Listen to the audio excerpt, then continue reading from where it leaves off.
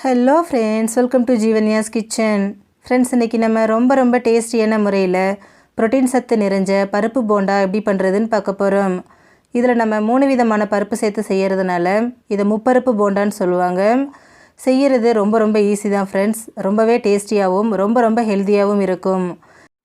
இதை எப்படி செய்கிறதுங்கிறத பார்க்குறதுக்கு முன்னாடி நம்ம சேனல் ஜீவன்யாஸ் கிச்சனை மறக்காமல் சப்ஸ்கிரைப் பண்ணி பக்கத்தில் இருக்க பெல் சிம்பிளையும் கிளிக் பண்ணிக்கோங்க. இது செய்கிறதுக்கு ஃபஸ்ட்டு 1 கப் அளவுக்கு கடலைப்பருப்பு எடுத்துக்கிறேன். நான் இன்றைக்கி சின்ன கப்பில் தான் அளந்து எடுக்கிறேன். நீங்கள் கப்பு தான் யூஸ் பண்ணணுங்கிறது கிடையாது. வீட்டில் இருக்கக்கூடிய சின்ன கிண்ணம் இல்லை டம்ளர் கூட யூஸ் பண்ணிக்கலாம். இந்த கப்புக்கே நமக்கு நிறைய போண்டா கிடைக்கும். இப்போது அதே கப்பில் 1 கப் அளவுக்கு பாசிப்பருப்பு சேர்த்துக்கிறேன். ஒருவேளை உங்ககிட்ட பாசிப்பருப்பு இல்லைன்னா நீங்கள் பாசிப்பருப்புக்கு பதிலாக துவரம்பருப்பு சேர்த்துக்கோங்க.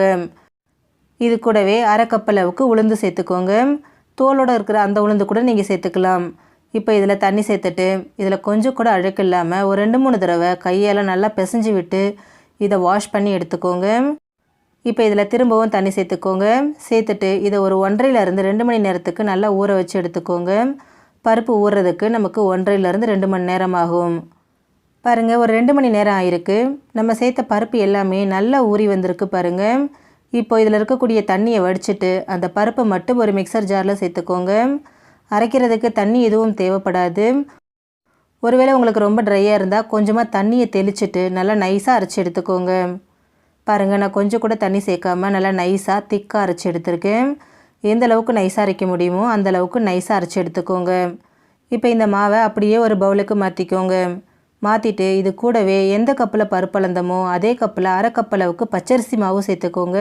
நீங்கள் அரிசி மாவுக்கு பதிலாக பருப்பு ஊற வைக்கும்போது அது கூடவே 1/4 கப் அளவுக்கு அரிசியை சேர்த்து ஊற வச்சுட்டு அதையும் செய்யலாம். அரிசி சேர்க்கறதுனால போண்டா நமக்கு நல்லா கிறிஸ்பியாக கிடைக்கும். இப்போ இது கூட ஒரு பெரிய சைஸ் வெங்காயம் பொடியை நறுக்கினது, 2 பச்சை மிளகாய் பொடியை நறுக்கினது, கொஞ்சமாக பொடியை நறுக்கின கருவேப்பிலை, கொஞ்சமாக பொடியை நறுக்கின மல்லி இலை, கூடவே ஒரு 3/4 டீஸ்பூன் உப்பு சேர்த்துக்கிறேன். அடுத்ததாக இதில் 2 பிஞ்ச் அளவுக்கு பேக்கிங் சோடா சேர்த்துக்கிறேன். சோடா சேர்க்கறதுனால போண்டா நமக்கு நல்லா சாஃப்டாக கிடைக்கும். உங்களுக்கு பிடிக்கலன்னா நீங்கள் இதை ஸ்கிப் பண்ணிக்கோங்க. இப்போ இது எல்லாத்தையும் கையாலேயே நல்லா கலந்து கொடுங்க. தண்ணி எதுவும் சேர்க்க வேண்டாம். ஃபஸ்ட்டு அந்த மாவோட ஈரத்துலேயே இதை நல்லா மிக்ஸ் பண்ணிக்கோங்க. ஒருவேளை உங்களுக்கு தண்ணி தேவைப்பட்டுச்சுன்னா கொஞ்சமாக தண்ணியை தெளிச்சிட்டு மிக்ஸ் பண்ணிக்கோங்க. நான் இன்றைக்கி எக்ஸ்ட்ரா தண்ணி எதுவும் சேர்க்கல ஃப்ரெண்ட்ஸ். அந்த மாவோட ஈரமே எனக்கு சரியாக இருக்குது. இப்போது 2 நிமிஷத்துக்கு கையால் நல்லா இதை பீட் பண்ணிக்கோங்க. இப்படி மிக்ஸ் பண்ணுறதுனால மாவு நமக்கு நல்லா ஸ்மூத்தாக வரும். பாருங்கள், மாவு எந்த அளவுக்கு நல்லா ஸ்மூத்தாக வந்திருக்குன்னு கரெக்டான கன்சிஸ்டன்சியில் இருக்குது.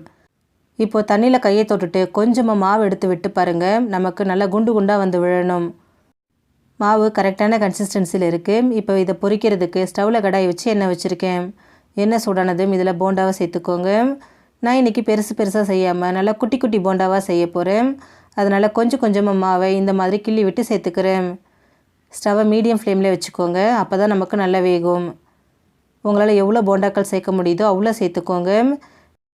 சேர்த்துட்டு ஸ்டவ்வை மீடியம் ஃப்ளேமில் வச்சுக்கோங்க. வச்சுட்டு ஒரு கரண்டி வச்சு அப்பப்போ இந்த மாதிரி கலந்து கொடுத்துக்கிட்டே இருங்க. அப்போ தான் நமக்கு எல்லா போண்டாக்களும் ஒரே மாதிரி ஈவனாக எல்லா பக்கமும் வெந்து நல்லா செவந்து வரும். ஹை ஃப்ளேமில் வச்சுட்டிங்கன்னா கலர் மாறிடும், ஆனால் போண்டா வேகாது. அதனால் மீடியம் ஃப்ளேம்லேயே வச்சுட்டு வேக விடுங்க. அவ்வளோதான் பாருங்கள், எல்லா போண்டாவும் ஒரே மாதிரி ஈவனாக வெந்து நல்லா செவந்து வந்திருக்கு. இப்போ இதை எண்ணெயிலேருந்து எடுத்துடலாம். எடுத்துகிட்டு மீதி இருக்கக்கூடிய எல்லா மாவையும் இதே மாதிரியே போண்டாவாக சுட்டு எடுத்துக்கலாம். அவ்வளோதான் ஃப்ரெண்ட்ஸ், நமக்கு ரொம்ப சிம்பிளான முறையில் நல்ல ஹெல்த்தியான பருப்பு போண்டா ரெடி ஆகிடுச்சு. ஃப்ரெண்ட்ஸ், நீங்களும் இந்த ரெசிபியை ட்ரை பண்ணி பாருங்கள். எல்லாருமே விரும்பி சாப்பிடுவாங்க. ஃப்ரெண்ட்ஸ், இந்த வீடியோ உங்களுக்கு பிடிச்சிருந்தா லைக் பண்ணுங்கள், ஷேர் பண்ணுங்கள், கமெண்ட் பண்ணுங்கள். ஜீவன்யாஸ் கிச்சனை சப்ஸ்கிரைப் பண்ணி பக்கத்தில் இருக்க பெல் சிம்பிளையும் கிளிக் பண்ணிக்கோங்க. அப்போ தான் நான் போடுற வீடியோஸோட நோட்டிஃபிகேஷன்ஸ் உடனுக்குடனே உங்களுக்கு வரும். தேங்க்யூ.